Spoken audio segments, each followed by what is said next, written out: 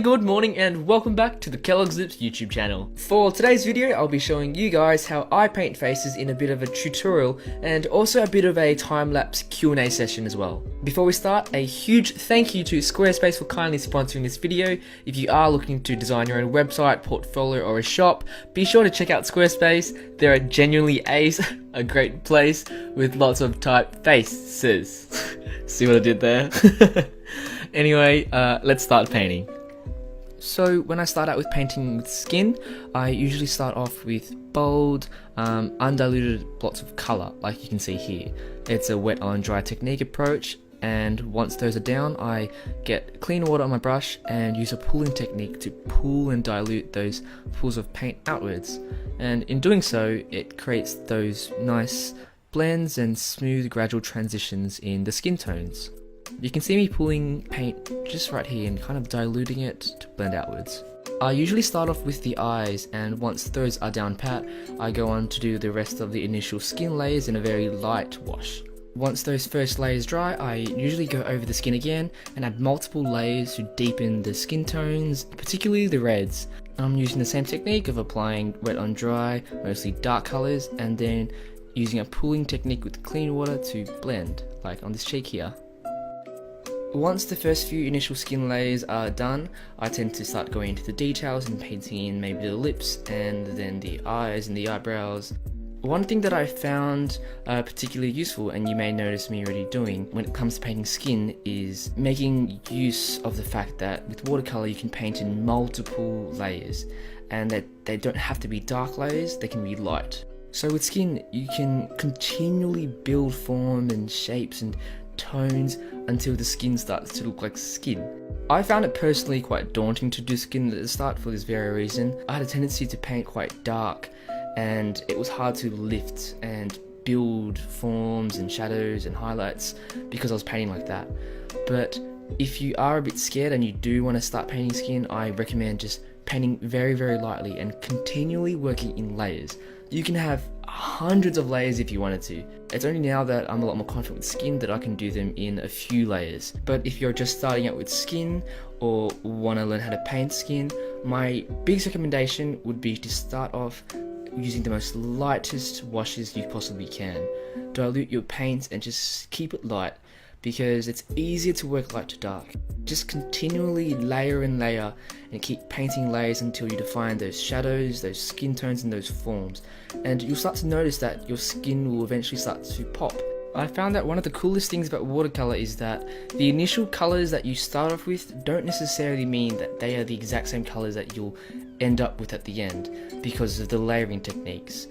Here you can see that I'm starting off with a bit more of a yellow tinge, a yellow base skin tone. And by the end of it, you'll see that the skin tones look similar to the other paintings, to the other faces. And it's because of the way I've built those skin tones and the forms. So I started off with that very washed out yellow, and now I'm building in the reds. And by doing so, by using different base layers and initial skin layers, these colours do eventually pop out and make the skin glow. So underpainting or those underlays are also very important, and they can change the colours and the way they look at the very end. To demonstrate another example, here I'm trying to paint a darker skin tone, which by the way, I don't often paint darker skin tones. I'm not that used to them or experienced, but I wanted to give it a shot for example's sake. You can see me here, I'm painting more with a muted brown for those initial layers, and I'm adding some blue undertones for the shadows as well. From there, I'm starting to add more darker browns until those shadows and those forms really start to take shape and pop out.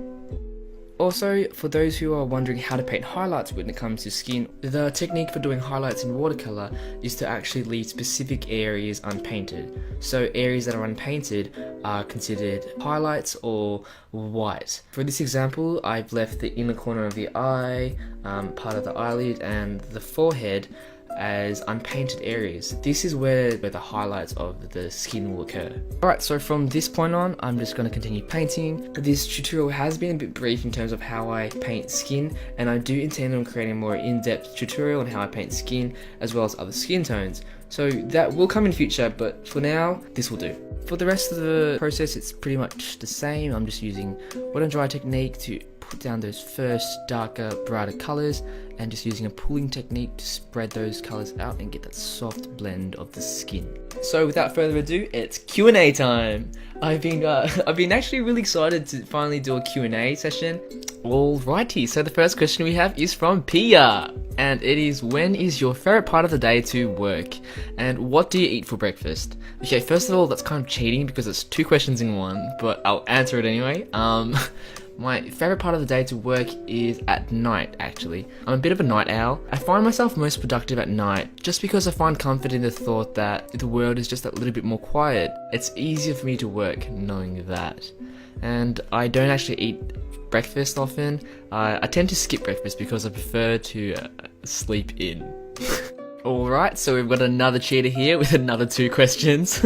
From Cup of Joe, what's your favourite part of art school, and do you have any pets? The thing I love most about art school is probably being able to have art friends. I never really grew up with any art friends, so I never got to get excited about going art supplies shopping or anything, you know, and now I do, and it's awesome.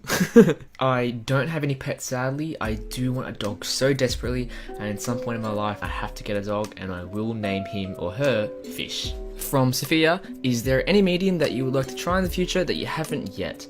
I want to really try out spray painting. I would love to one day be able to do a giant mural. It would be awesome to be able to see my work one day on a giant, side of a building or something. I think that would be sick. From Montana Sullivan, what do you use for your digital work? I currently use a Wacom Intuos Pro with Adobe Photoshop, but when I first started with digital art, I used Paint Tool Sci. It's this program which I think is absolutely awesome. It's much more affordable and has really great intuitive skill sets and tools. It's the program that I used before Photoshop, and then eventually once I got more used to Paint Tool Sci and painting digitally, I eventually was able to switch over to Photoshop and still maintain a lot of those skill sets that I developed from Paint Tool Sci. So if you're beginning out in digital art or you want to try it out, I highly recommend Paint Tool Sci. And from Shake It Sneer 91, what are your suggestions for the out of states artists thing to make their way into the art industry? Social media, full stop. If you're out of the States and you want to make it into the industry, or you want to get your name or work out there, social media is your answer.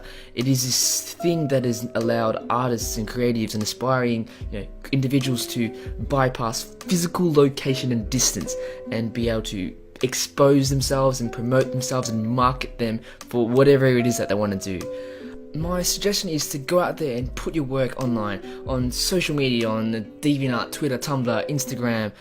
Put it out there and be active about it. Submit your folios, submit your work to galleries, to studios, to magazines, everything. Just constantly put your name out there. By doing so, people will see your work, and at the end of the day, that is what you want. You want your work to be seen, and things will happen to you naturally. Opportunities will come to you. For example, I now work at this art magazine, Beautiful Bazaar, because I put my work out there. They found my work, they reached out to me, and they asked me to be part of an exhibition, and then before you know it, I was working at the magazine, and now I'm the designer of the magazine. From 246 Willow 246, I'm currently doing my major artwork for my HSC in visual arts, and I don't know whether to continue the artwork in watercolor or explore other mediums. I always find myself going back to watercolor because that's what I love, and I feel like I'm not detailed or skilled enough to produce the work. What are your suggestions? I'm stuck. Okay, I relate to this very strongly because this is exactly where I was back in my high school equivalent of HSC, which was VCE. My advice, straight up, is do it. Explore other mediums and try painting in a completely different medium that you're not comfortable with. For me, it was digital art. So I only ever painted with digital art, and I was confident in that, and I hated painting in any other medium other than digital. But for my high school art subject final, we were forced to experiment with another medium, and I decided to just try out watercolor. And flash forward a couple of years, now I'm doing watercolor paintings as a career, and I'm doing all of this, and you never know what you'll love. You never know if it will work with you, and if you'll love it, and you'll excel in it, and you'll be a master of it. Just give it a shot. Please, for my sake, please give it a shot. From Skater Lily, what do you see yourself doing in 5 years?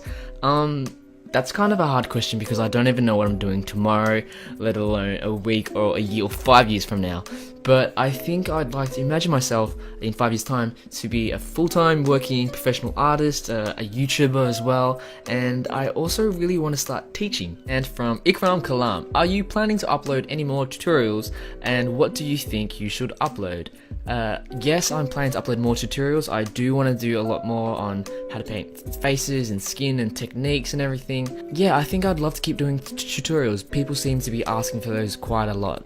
And from Fragments of Hope, what are your biggest art fears and do you ever feel like you're not good enough at what you do? I think what I'm most scared about is fear of failure, and not in terms of the eyes of other people, but more so in terms of myself and internally. The goals I set out for myself, what I can achieve in the future, whether I'll be able to achieve what I want in the future, and even just the uncertainty of whether I can actually do this. I think that's kind of a crippling fear, the future and not knowing whether I'll fail or not. And last but not least, probably my favourite question of all of these, from Ali freaking Jandra. I just love your art. Thank you. I love you too. And that brings us to the end of the Q&A segment. Thank you guys all so much for all your questions. Please do continue to ask more questions, put them down in the comments below, and I'll be sure to use them for more future Q&A videos. Once again, a huge thank you to Squarespace for sponsoring this video and for providing me with an awesome new website. Yes! Yeah, Kellogg's Lips has a new website. I am still tweaking and working on it, but it's been a blast and I love it so far. If you do want to try designing your own website, portfolio, or online shop of your own, go to www.squarespace.com/Kellogg's Lips. You do get to start off with a free trial and also a 10% off discount from your first purchase or domain. It is honestly so simple and easy to use with loads of clean designs. I mean, hey, even I managed to put together my own website, and I think that says a lot. And that brings us to the end of today's video. I do hope you guys enjoyed hanging out with me today. I know this video was a bit different, but please do let me know in the comments below if you guys do want more of these kinds of videos where I just hang out, paint, and talk. I hope you guys are having an awesome day, and I'll see you soon.